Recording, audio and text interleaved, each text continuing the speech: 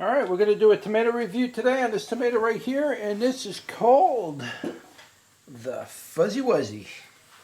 The Fuzzy Wuzzy had a bear. So, this tomato is a weird one, guys. This particular type of tomato is referred to as a woolly tomato. Woolly tomatoes are tomatoes that are generally hairy all over the plant in a very unusual way. In fact, I'm going to show you images up at the top. And you should be seeing some of the images of the plants as I'm talking now, so I'll narrate through the images. But, you know, as you can see, some of these plants are quite beautiful. They're almost an aquamarine color. And with this particular one, this variety anyway, this is like almost an aquamarine. The feel of the plant is almost like a velvety type of texture to it. It's very, very soft, and it's very woolly. I've never seen a tomato plant like this in my life, so it really caught my fascination when I heard about this plant. So it's got like a velvety texture all over the plant and the leaves, and when the plant in the morning time gets, you know, when there's a morning dew in the morning, it looks like the plant's like frosty. It's like it just got snowed on, and it looks really white. It's amazing. It actually sticks out above everything else in the garden. It's just like you walk out there and you're like, what the heck happened to that thing? And you look at it, it's just the morning dew that's building up on those little hairs, and it just really looks amazing. I'm showing you pictures now of it, so you should see what that looks like. So anyway, this is referred to as a woolly tomato. I don't know much about the variety. I do have some information on this variety as far as where it came from and everything like that. So you can read about that in the description, or you can visit the website and you can read about it there. But there is some information about it, so it's not an unknown variety. This one has a little bit of a history. So let's show you the tomato. I want to show you the tomato first. I'm going to try to show you what the tomato looks like, and I'm going to try to show you the hairs on the tomato. Come on, focus.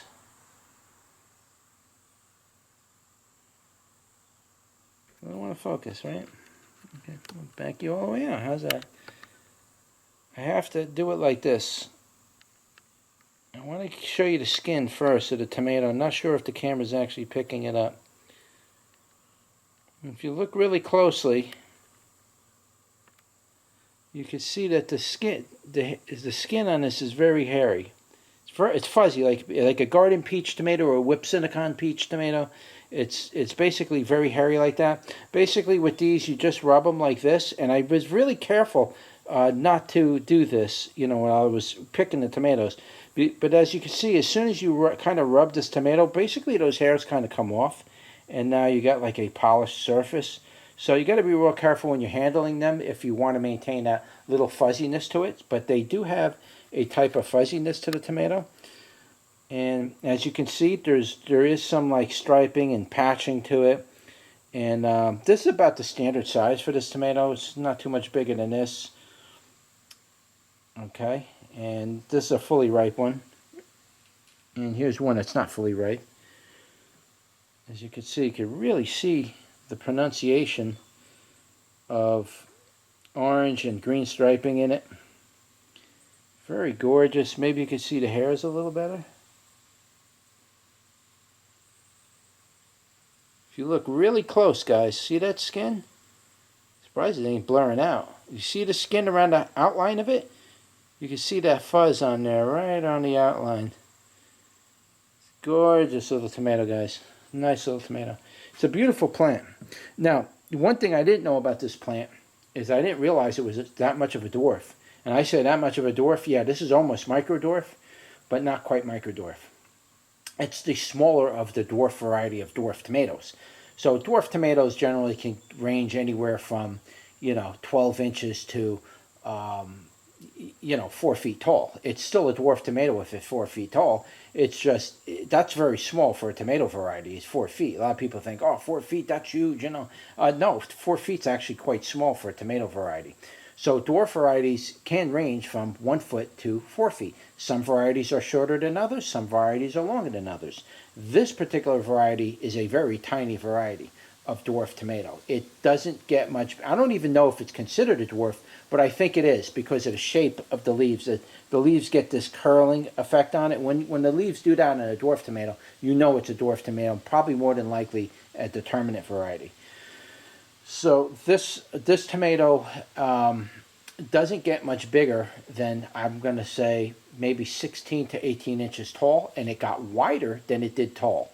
So it was kind of like a round bush more than it was tall. And I planted it in the wrong spot in my tomato garden where all the other tomato plants started crowding it out. So I didn't do as good this year with productions because of that reason. So that's my fault.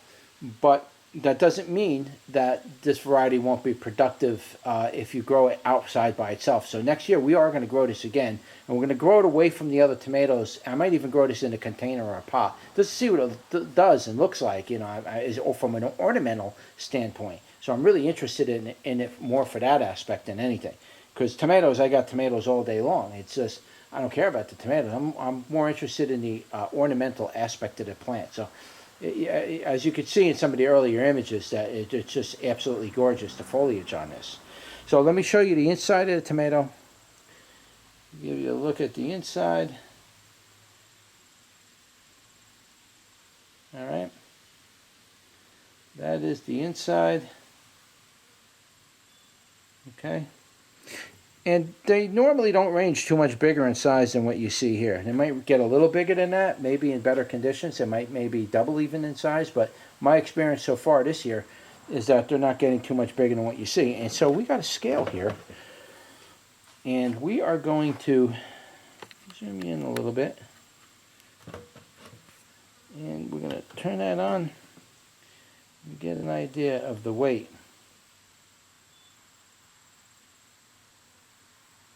Okay, so let's see what it weighs.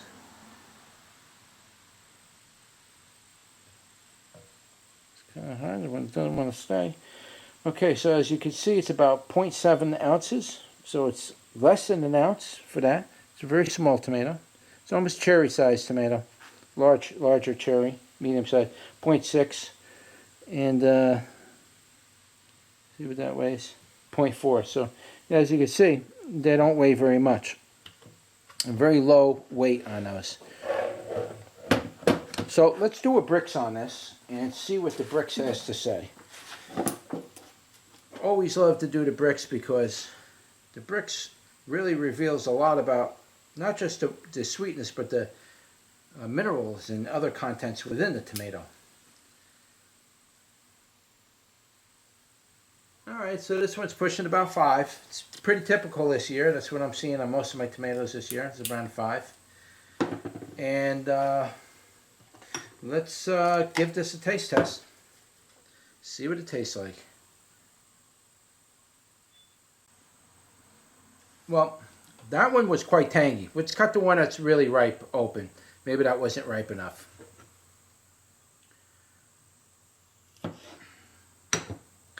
Show you the inside of that.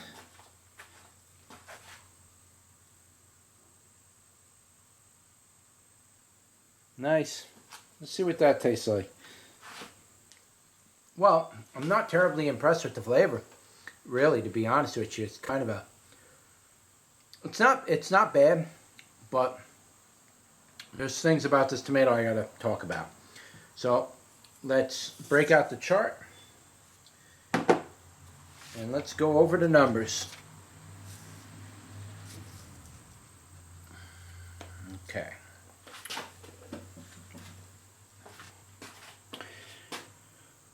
Alright, so let's zoom you in a little bit. Try to get you in here. Square this up.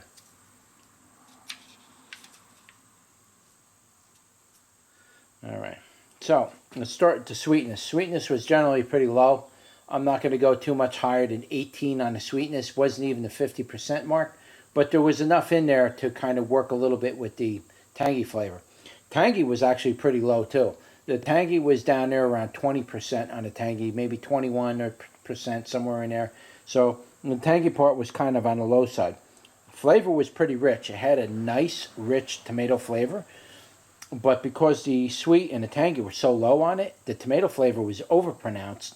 So tomato flavor and strength-wise, if I was to give that a number from 0 to 10, I would say the tomato flavor was really sitting at around 7, 7.5. So it was very overpowering for the flavor over the tangy and the sweet. The tomato flavor is very pronounced, which isn't bad, but it's different. You're not used to that kind of an effect when you eat a tomato. Moisture wasn't bad. I'm going to go about 50% on that, which would be about a 5. I wouldn't go too much higher, maybe a 6 on that. Moisture was pretty good on it. Tardy. This is where the problem steps in. Now, there's that tardy flavor I'm talking about that's outside of the tangy flavor. You can taste that tangy flavor, but then a lot of tomatoes carry this tardiness to it. With the tardiness is like a lemony type of aftertaste or effect you get in your mouth, like from ascorbic acid. Just makes your mouth pucker and want to water. Some tomatoes have it a lot. Some tomatoes don't have it at all. This particular tomato was very high in tangy tardiness. If I was to give it a number from a 0 to a 10, I'm going to say that the tangy and tardiness was probably around a 7.5. It was very strong and prominent. In fact, the tardiness was actually stronger than the tanginess, which is usually pretty unusual. Usually you can, pick the tanginess up, and tardiness is usually a lower number. This particular case, this was very tardy, and it was actually stronger and dominated the tanginess of the tomato. So it was very strong. That acidiness of the tomato was very generally low compared to this. Now, did that make it a bad tomato? Not at all. But it was very different. I will say that much. Okay, undertones. I didn't pick up any undertones from the tomato. It tasted really good. But that really strong, intense, tardy flavor really kind of, it just throws a lot of the other flavors out. Because it's so overwhelming. It's puckering your mouth. You can't really get these other things to come forwards unless you focus on them like I just did. So if you're just eating it regular, first thing that you're going to be like is, oh, this is a tardy tomato. This is like eating a lemon. And that's the first thing you're going to say. So it was just very tardy and very unbalanced that way. The tardy was stronger than the acid, so it threw out anything else. But I didn't pick up any undertones with this tomato. It tasted pretty even to me. It was just very tardy. Texture-wise, texture was very nice. Now, keep in mind, I want to talk about the texture, the skin as well as the texture. And the skin has this little peach fuzz on it. Now, it's not like you're going to get a mouthful of hair. You're not eating, your dog's back off the hair off his dog's back. You know what I mean? Nothing like that. It's a little fuzz, and it's very soft when you eat it on your tongue. It almost feels like your tongue is licking a little bit of velvet, like before it breaks up. It's very pleasant. It's a very pleasant experience. It's not awkward or unpleasant in any way. The peach fuzz is a very nice effect when you're eating it. I find it was anyway. So the texture of the tomato, if I was to rate it from 0 to 10, I'd probably say the texture was probably about a 6.5. It was a little above average. I liked the way it was. I really liked that fuzz on the skin, and the skins were just about perfect as far as like snapping up with the rest of the tomato. So it wasn't like I chewed it up and I had a big skin in my mouth to spit out. It broke up with the tomato and it was very nice. And then last but not least is production. This year I didn't quite do as good as I hoped I would have done with this variety of tomato, but that was because I planted it under all the other varieties.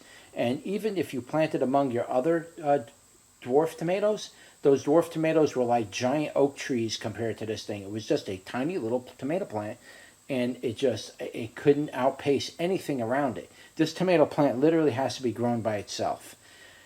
And because of that reason, I don't believe I got as good a production. Maybe got about 20 tomatoes out of it this year, about the size you've seen. And the plant's already dying back because it is determinate. Though I might dig it up and bring it out in the sun and see if we could pop a few more tomatoes out of it.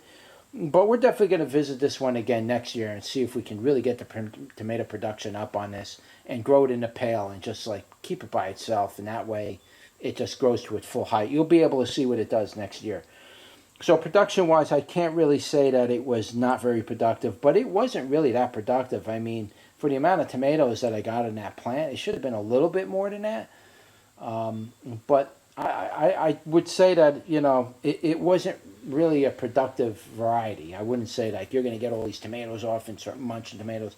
This plant, in my opinion, is more of an ornamental plant than it is for growing to eat tomatoes, in my opinion. And that's mainly because of the look of the plant. I mean, if you look at this thing, it doesn't look like something you would want to grow to eat the tomatoes. We grow these oddball tomato plants simply out of sheer fascination of what it looks like. It's an ornamental type of tomato.